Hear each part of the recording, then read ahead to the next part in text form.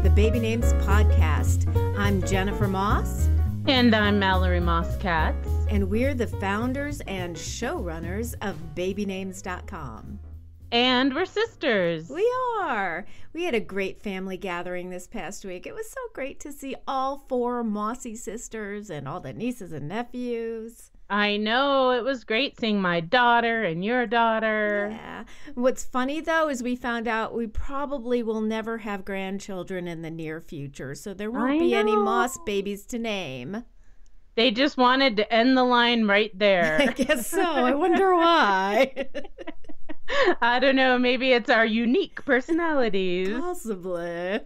So first and foremost, since the last episode, the royal baby was born. British royals William and Kate, the Duke and Duchess of Cambridge, had their third child, a boy, whose name they just announced, Prince Louis Arthur Charles. What do you think about that? Well, little Louis's official title is His Royal Highness Prince Louis of Cambridge. Louis is part of his father's name, William Arthur Philip Louis. Also, you can see that Arthur is also part of both princes' names and that both use the name of a grandfather, Charles and Philip. Definitely. You know, now there has never been an official King Louis of England, although there were 19 King Louis of France, which I thought was interesting because, you know, England and France has always been a little adversarial. And one of the French King Louis, the seventh, ruled England for a short amount of time between 1216 and 1217. Yeah, and this baby Louis will be the fifth in line for the throne in about 100 more years when Queen Elizabeth passes. I mean, she just celebrated, what birthday was it? I think she has a picture in the attic that keeps her younger and younger. Yeah, I think it was the 92nd birthday. So after QE2, the line of succession is William's father, Prince Charles, then William, his firstborn son, George, then Charlotte, then Louis. And I'm kind of glad Charlotte is in there. That surprised me. I wasn't sure whether they kept the women, the girls, in line for the throne. And I'd love to see a Queen Charlotte someday, but it probably won't happen in my lifetime. And can I just say the best headline for the royal baby? Yeah, what's that? Kate Middleton gave birth to a literal human and is now wearing heels. Yeah, she looked pretty great. That was on rack. Oh my God. So who was she wearing? Not sure, but I was wearing my Manolo Blahniks when I read the article. Nice. Some more celebrity baby news later in this episode. So now we're going to talk about stage names, pen names, and pseudonyms. Today's episode is all about the pseudonyms. Pseudonyms are names you take on for the purpose for masking your identity or creating what is now called a personal brand, usually in concordance with a career or creating some medium of art. For example, actors, writers, artists, careers where you might want to be in the spotlight. Yeah, back in the old Hollywood days, it was really common for an actor to change his or her name to make it like more palatable for the audience or more memorable for their public. So back in the early days of Hollywood, they had what was called a studio system, meaning an actor or actress basically signed with the studio as an extra or a minor player and kind of worked their way up to being a star. And many times the studio's PR department would actually choose a name for a starlet, with or without their consent. I mean, if they were that interested in you, you pretty much did everything you could to cooperate. We won't go into everything they did to cooperate, unfortunately. Yeah, they did some bad stuff too. Now, there are several reasons the studio system would change an actor's name. One, like I said, was to be more memorable, a name that was easy to remember. But also in the early days of Hollywood between World War I and World War II, your name could not be too ethnic. Like, you've probably heard the phrase, will it play in Peoria, talking about the old movies. And that meant that they were marketing to the people in the example of Peoria, Illinois, which was white, middle class, and the Midwest average family. Now, an exception to that rule was if the persona was supposed to be exotic, like Rudolph Valentino or Carmen Miranda. Rudolph's brand was tied to being the mysterious, exotic foreign lover, and Carmen was the happy-go-lucky Latina icon with the fruit on her head. And as you can see, they stereotyped a lot. Rudolph Valentino was originally named, get this, and of course Jennifer gave me this part, Rudolfo Rudolfo, Alfonso, Raffaello, Pierre, Filbert, Guglielmo de Valentina de Antequera. I can see why they changed that name. I can see why they changed that name too. That is not memorable, but Rudy Valentino was a star. Judy Garland was Frances Gum.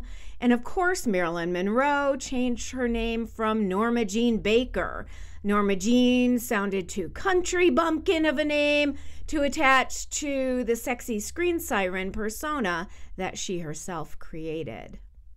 The studios also changed many names that sounded Jewish. Some famous Jews who changed their names included Kirk Douglas, whose name was Isur Danielovich Dembski. His parents were Jewish immigrants from Belarus. Jerry Lewis, who was Jerome Joseph Levitch. Judy Holliday was Judith Tuvim. And then we have Helen Mirren, who's still out there working. Yeah. Helen Lydia Maranoff. And then we have Bob Dylan, Robert Allen Zimmerman, Rodney Dangerfield, Jacob Cohen, and Jason Alexander of Seinfeld fame, J. Scott Greenspan. Interesting. Some famous families even changed their names. Actor Martin Sheen's real surname is Estevez, which he changed, and his actor son Charlie took the name Sheen, although he was born Carlos Estevez. And then the other actor son, Emilio, took the birth name Estevez, which I think is interesting. Martin's wife, Janet, took the surname Sheen, although he never had it changed legally. He said that whenever he would go for a casting call, an appointment, there would always be some hesitation when he said his last name was Estevez. So he invented Martin Sheen and started getting cast when he used a more white bread surname. And he said he never changed it officially.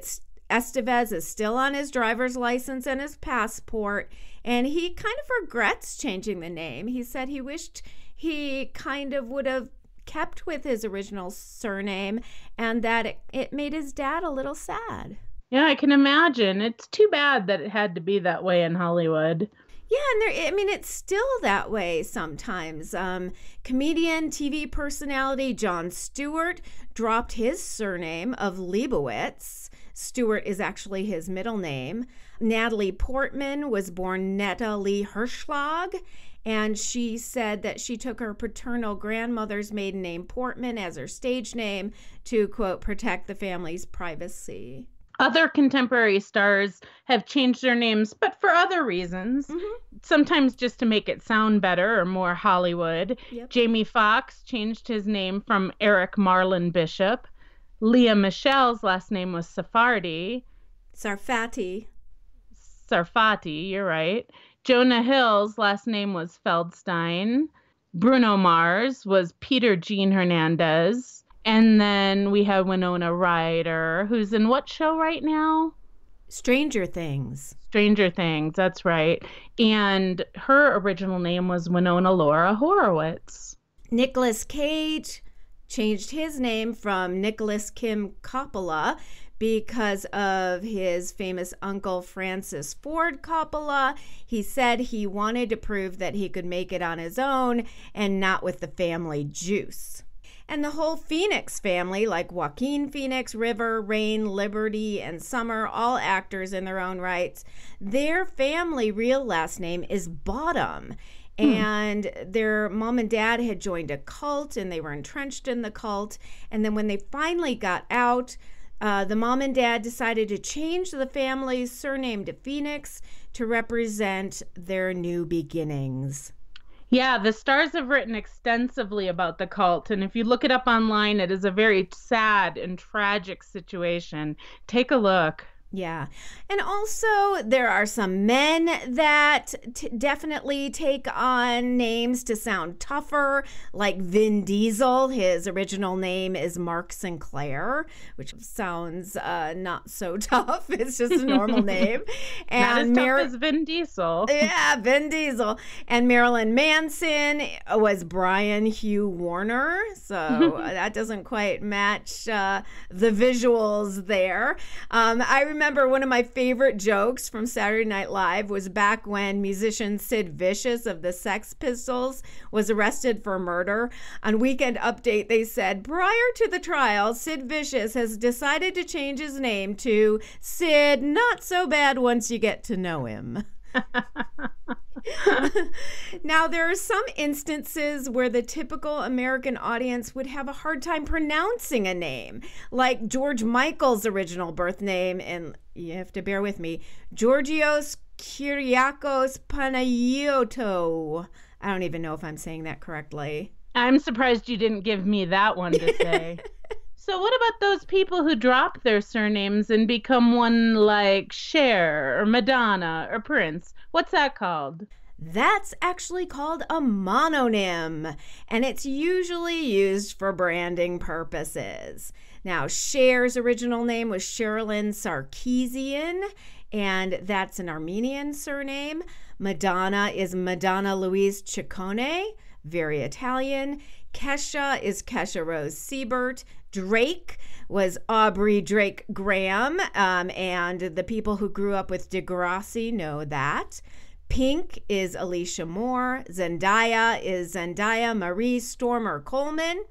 Prince was, as you know, Prince Rogers Nelson. Sting is Gordon Matthew Sumner. Fergie, Stacey Ann Ferguson. And we can't forget the Donald. More on the name Donald in our Q&A. Yes. Not only did Prince have a mononym, but later in his career, he did something groundbreaking. He changed his name to a symbol. Oh, yeah, that was a cool symbol. Why did he do that? Well, in 1993, he had a contractual dispute with Warner Brothers, and the record company actually trademarked his name, Prince. They trademarked his own name? That's crazy. The company literally owned the name Prince, and all related music marketed under Prince as well. He related it to slavery, and as a rebellion, he changed his name to an unpronounceable symbol, also known as the love symbol. Prince said, quote, "It's an unpronounceable symbol whose meaning has not been identified. It's all about thinking in new ways, tuning into a new frequency." They also called him in the media the artist formerly known as Prince, or abbreviated it as AFCAP, AFKAP. You know, as an aside, Prince named his son Boy Gregory Nelson. Now, there are also some elevated stage names like Lady Gaga, whose original name is Stephanie Joanne Angelina Germanotta, and Queen Latifah. And I heard that she doesn't really let people call her Queen because her name is Dana Elaine Owens. Now, this has been a long tradition of writers to take on what's called pen names or Nommes de Plumes. For example, Stephen King published under a pseudonym Richard Bachman because he wanted to publish more frequently and in genres other than what he was known for, which was horror. He said in an interview that he came up with his pseudonym on the fly while on the phone with his publisher. He had a Richard Stark book on his desk, and a song by Bachman Turner Overdrive was playing in his office. So there was Richard Bachman. Now, author J.K. Rowling's original name was just Joanne Rowling with no middle name. And anticipating that her target audience of young boys might not want to read a book written by a woman, her publishers asked that she go by two initials. And since she had no middle name, she chose K for Kathleen as the second initial after her grandmother. Then, after she became really famous for the Harry Potter books, she wanted to release new novels in the crime genre. to a neutral audience and felt that she was too identified with fantasy and the Harry Potter series. So she chose the name Robert Galbraith as her pen name for these adult-targeted books, but it just got out really quickly that it was still J.K. Rowling. So that was kind of a bust. Yeah, if you can't keep it in the bag, then you know what? It doesn't really matter. Yeah, now Nora Roberts, who is known for her romances, wanted to write a series of mysteries. So similarly, she used the name J.D. Robb for her mystery series because Nora Roberts was too identified with the romance genre. Okay, so let's talk a little bit about some of our older founding fathers. Ben Franklin used pen names such as Busybody, Benevolous, Martha Careful, Polly Baker, and let's see, maybe Kalia Shortface, Silence Dogood, Alice Addertongue, Harry Meanwell, Anthony Afterwit, and Richard Saunders of Poor Richard's Almanac. He did it at first to get articles past his brother, James Franklin, who is the founder and publisher of the New England Courant. Yeah, in fact, during the 18th century, it was really common for writers to use pseudonyms or false names when they created newspaper articles or letters to the editor because of their political views, and they didn't really want to be identified with maybe some radical political views like maybe we have to separate from England one of these days. Other writers who have used pseudonyms or pen names are Ayn Rand, who was originally Elisa Zivovneva Rosenbaum, screenwriter Diablo Cody, her real name is Brooke Busey, Dr. Seuss was Theodore Seuss Geisel, Lemony Snicket of the children's books is named Daniel Handler. And let me tell you what, I met Lemony Snicket or Daniel Handler. We waited in line for hours to meet him. I'm so jealous. And he is much more of a Lemony Snicket than he is a Daniel Handler. He was a little unusual, to say the least. Talk about unusual.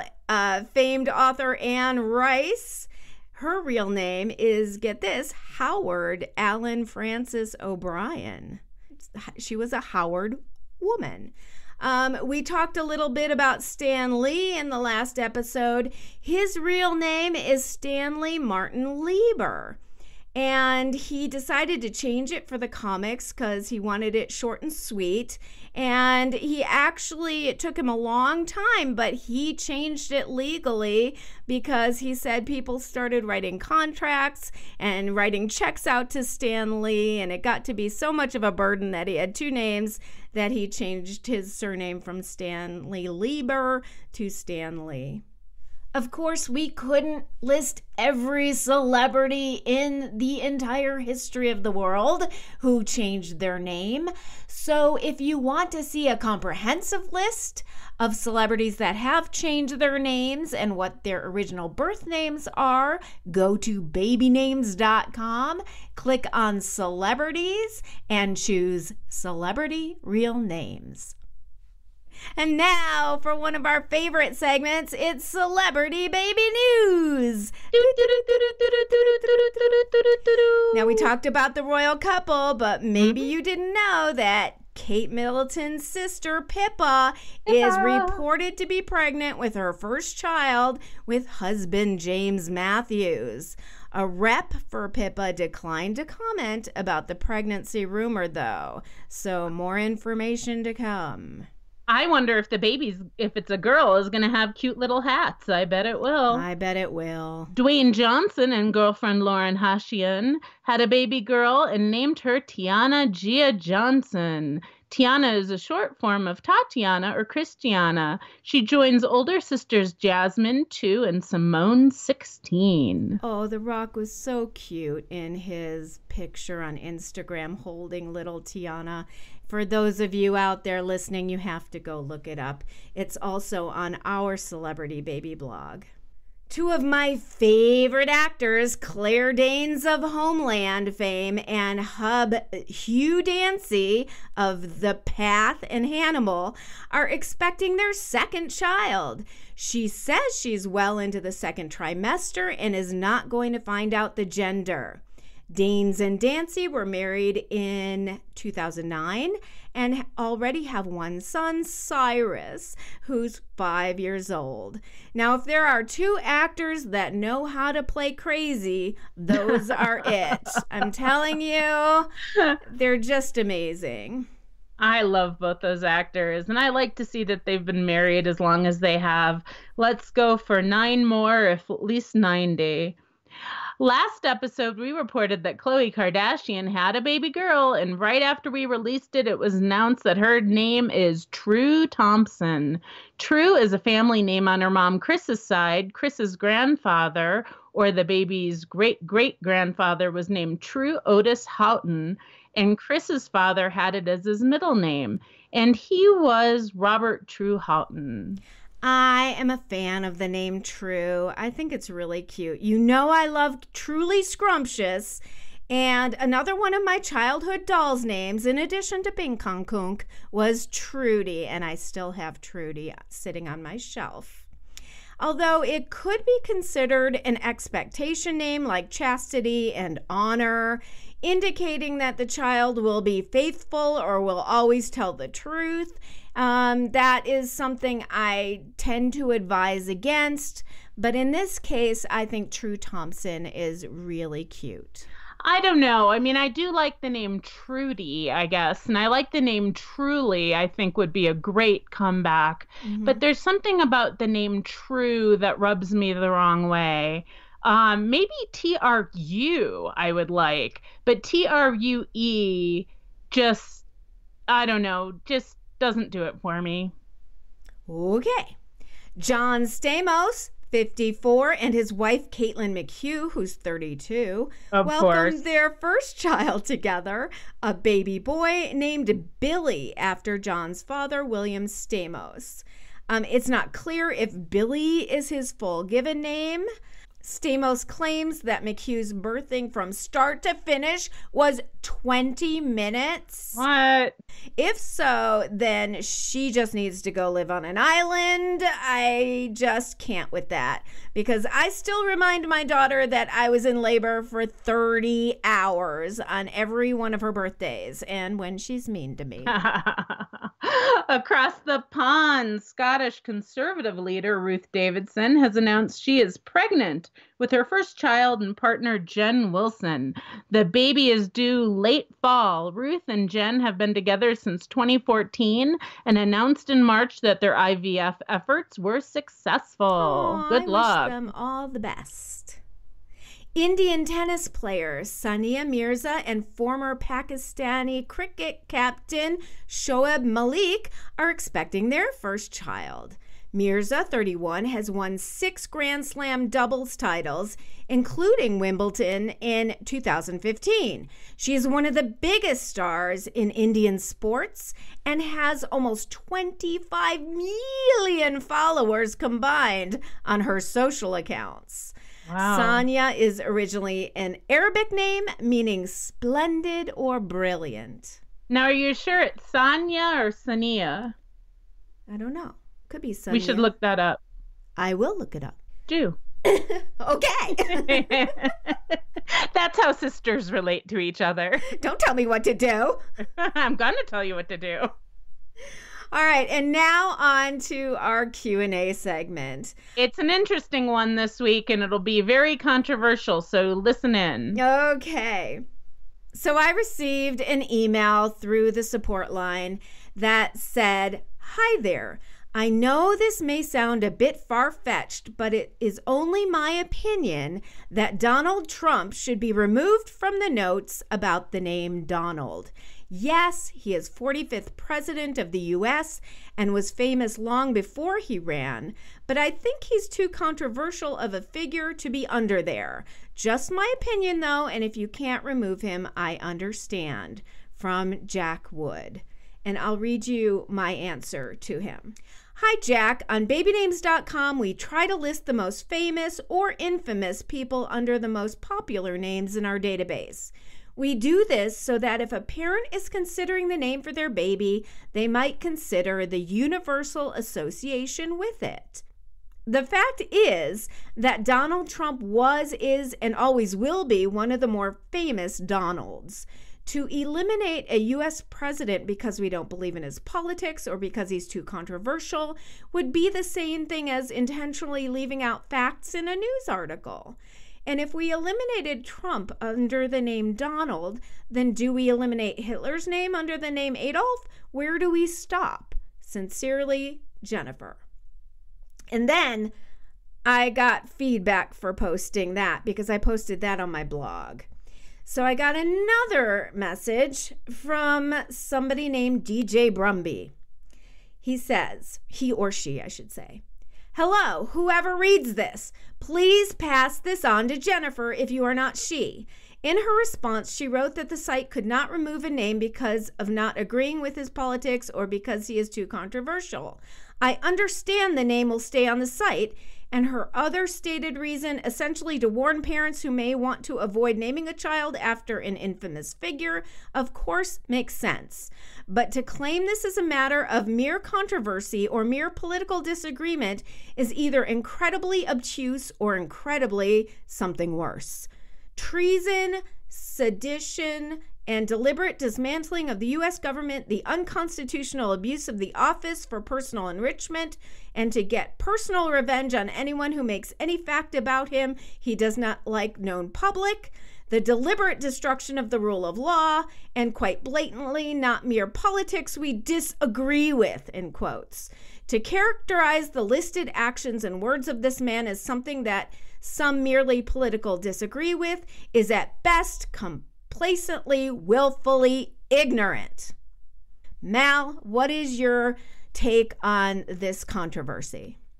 Well, I think it is our responsibility to include all names that are associated with the name in question, whether some people like the person, whether some people don't like the person. I think that all presidents should certainly be included, no matter how controversial. There are certainly people who abhor the current president, and there are people who revere the current president. And it is our job to document the names on our website. Our politics, whatever they may be, should not be involved in what we include and what we don't include. Well said. I mean, I consider us kind of a dictionary, and you don't put in or leave out dictionary words depending on your personal beliefs or how horrific they are. Donald is one of my favorite names because it's the name of my father. Yes, our father's name is Donald, but that has no bearing on who we put in the listing. Yeah, absolutely. So we want to hear your opinion. Should Donald Trump be kept in the name listing under Donald in the babynames.com database? Write us and tell us at podcast@babynames.com or tag us on social. We are all over the social networks with the screen name @babynames.com with the DOT spelled out. Thank you for listening. And stay tuned for future episodes where we will talk about a variety of name topics, take your questions on names and naming, and gab about all the celebrity names in the news. And we love our listeners, whether you're listening in Washington, Iowa, Topeka, Kansas, Luxembourg, Hungary, Slovakia, India. You know, if you know how to pronounce names that we're not pronouncing right, you go ahead and you call us or you send an email. We want to hear from you. We love every one of you. Thank you so much. And if you want to leave a voice message for us that we could play on the air, just call us at area code 702-848-5510. That's 702-848-5510. 5510. Leave us a message and then indicate whether we have the permission to play it on our podcast. And one of the things you could do is if you and your partner want to call in and explain what you like and what you don't like about a name and have us weigh in, we'd be delighted to do it. But remember, our opinions are no holds barred. And they are just that, our opinions. So take them with a grain of salt. Thank you for listening, and we'll see you next episode. Bye, guys.